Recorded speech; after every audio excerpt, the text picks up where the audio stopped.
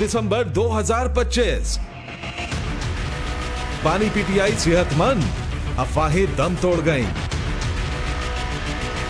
एहलिया और हमशीरा से मुलाकात, जिस्मानी तौर पर ठीक हैं।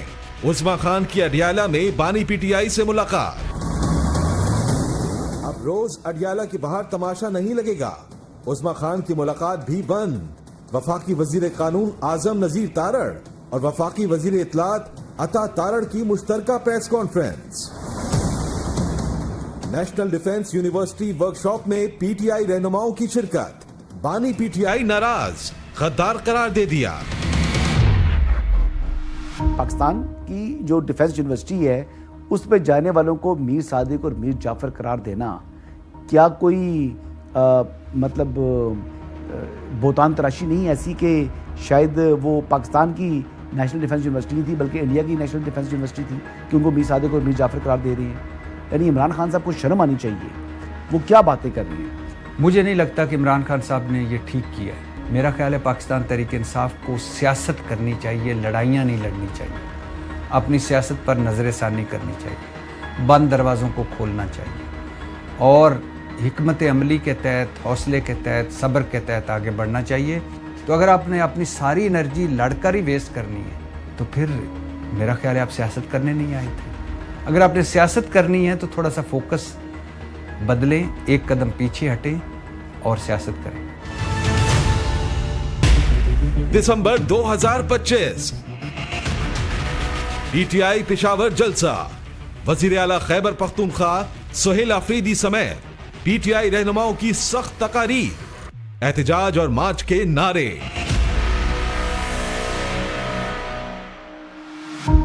इत्तेदाल पसंद क़यादत हो या हार्ड लाइनर्स हों, मामला जो है फैसला चलता है बानी चेयरमैन तहरीक इंसाफ इमरान अहमद न्याजी का। या देखा जाए तो अगर उन तक मुलाकात ना हो सके तो फिर जो फैसले का इख्तियार है वो अलीमा खानम ने अपनी मुट्ठी में रखा हुआ है। अगर मैं आपको अली अमीन गंडापुर का 24 से 26 नवंबर के दरमियान जो कुछ उन्होंने किया उसकी इब्तिदा बताऊं तो उन्होंने कहा कि हम कफन सर पर बांध के आए हैं, अपनी माओं से इजाज़त लेके आए हैं कि हमारे जनाजे रिसीव करने के लिए तैयार रहना, हम बानी के बगैर वापस नहीं जाएंगे। ये याद है। और जब वो भागे हैं पीर सुहावा से तो उन्होंने पलट के नहीं देखा है कि कोई पीछे आ रहा है कि नहीं आ रहा है। तो ये उसी तरह की बढ़क है, ये उसी तरह की हवाई है। उन्हें नहीं पता है कि वो क्या कह रहे हैं। नहीं, एतदाल पसंद क़यादत तो ख़त्म हो गई है ना, वो तो घरों में बैठ की हुई है।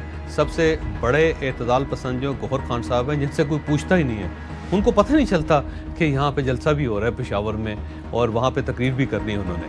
और इसी तरह दूसरे सलमान अकबर राजी साहब हैं, उनके ज़रा जज्बात सख्त होते हैं, ख्यालात भी सख्त होते हैं, लेकिन इसके बावजूद वो भी दरमियान का रास्ता निकालना चाहते हैं। वकील है ना, वकील हमेशा दरमियान का रास्ता निकालता है और उसकी ट्रेनिंग होती है कि किसी न किसी तरीके से अपने मुल्ज़िम को बचाना है, अपने मौक्कल को बचाना है, बजाय इसके कि उसको फांसी लगवा दें। मेरे ख्याल में वो उसके बाद से पाकिस्तान तहरीक इंसाफ ने जो पेशावर और कोहाट के जलसे हुए थे उसके बाद अपनी जो सियासी कमेटी के अंदर तब्दीली की है उसके अंदर बहुत से डव्स को अब वो लेकर आए हैं, सॉफ्ट स्पोकन लोगों को काफ़ी हद तक लेकर आए हैं। और उसकी वजह से मेरे ख्याल में पाकिस्तान तहरीक इंसाफ भी अब ये सोच रही है कि हमें कोई दरमियानी रास्ता जो है वो निकालना चाहिए, थोड़ी सी अपनी सॉफ्ट टोन के साथ इमरान खान साहब के लिए, पीटीआई के लिए मुश्किलात जो हैं ताकि किसी तरह आसान हो सके। जब आप इतनी ऐसी ऐसी गिदड़ भभकियाँ लगाएंगे, यानी कंट्राडिक्शंस देखें। बानी कहता है डील नहीं करूँगा, ढील नहीं दूंगा, अदालतों से फैसला करूँगा। तो ये क्या कर रहे हैं? ये किसका मैसेज दे रहे हैं? या वो गलत है या फिर ये गलत है। तो कहने का मतलब ये है कि ये नंबर बनाने की खातिर, अपनी नौकरी पक्के करने की खातिर इस तरह के बयान दिए जाते हैं, बड़ी बड़ी बढ़के मारते हैं। कोई ये कमी नून लीग में, पीपल्स पार्टी में कमी थोड़ी है इन लोगों की। ये बड़कबाजी तो एक कल्चर है ना पूरा, उस कल्चर में तो आपको हर पार्टी में मिल जाएंगे ऐसे।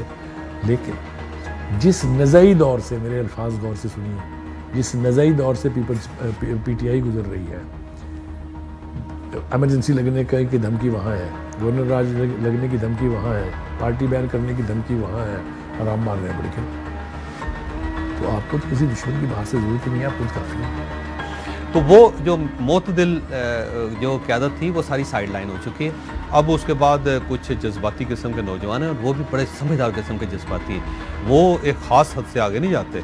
और उसके बाद जब उनको पता चलता है ना कि मेरी गिरफ्तारी हो सकती है तो वो एक नाली टापते हुए वो कह देते हैं कि मेरी एड़ी निकल गई है, और वो 2-4 हफ्तों के लिए या 2-4 महीनों के लिए बेड पे लेट जाते हैं। पाकिस्तान के अंदर जब भी कोई मूवमेंट्स होती है ना, तो वो उसके चंद महीने होते हैं। जिस तरह क्रिकेट का मैच जो है वो मौसम देख के डिसाइड किया जाता है ना, बैटिंग करनी है, बॉलिंग करनी है, तो उसके मुताबिक फैसला होता है। तो पाकिस्तान के अंदर सियासी तरीके भी जो हैं वो कई मरतबा मौसम की वजह से जो है वो अफेक्ट होती हैं।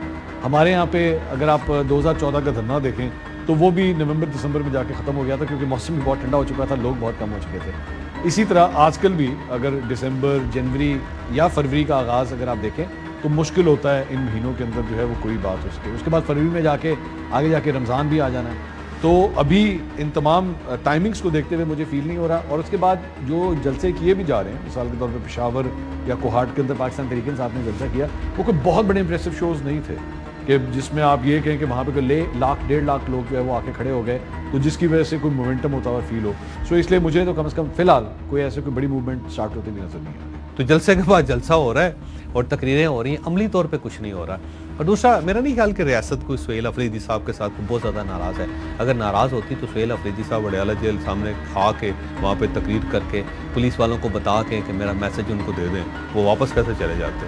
उनके खिलाफ केसेस हैं और अदालत ने बड़ा सख्त नोटिस लिया हुआ है। तो जो मेरा नहीं ख्याल कि तो रियासत भी बहुत ज़्यादा सीरियस है कि सुहेल अफरीदी साहब को कंट्रोल करना। वो कहते लगे रहे भाई, तकरीरें करते रहे, तकरीरों से क्या होगा जी, क्या मसला हल हो सके। अल्टीमेटली ये बैठना पड़ेगा और पार्टी के अंदर दमखम कोई नहीं है। उन्होंने कहा जी महमूद अशरगज़ई साहब बैठेंगे या राजा नासिर अब्बास साहब हमारी डील करेंगे।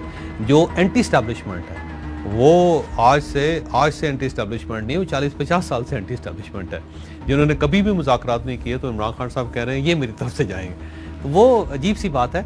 बहरहाल मेरा ख्याल ये है कि इस लेवल तक मामले को नहीं जाना चाहिए था, लेकिन पाकिस्तान तहरीक इंसाफ ने कोशिश की है कि मामला यहाँ तक जाए।